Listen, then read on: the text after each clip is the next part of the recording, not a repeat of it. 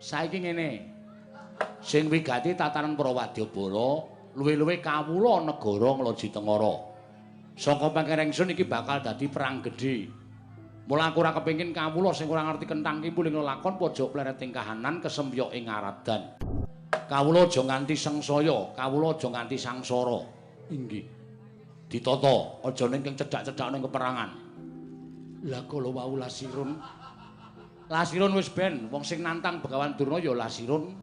Bejo cilaka bungah susah ala becik men dilakoni karo Lasirun. Inggih. Nanging Lasirun menika teman kula sinuwun.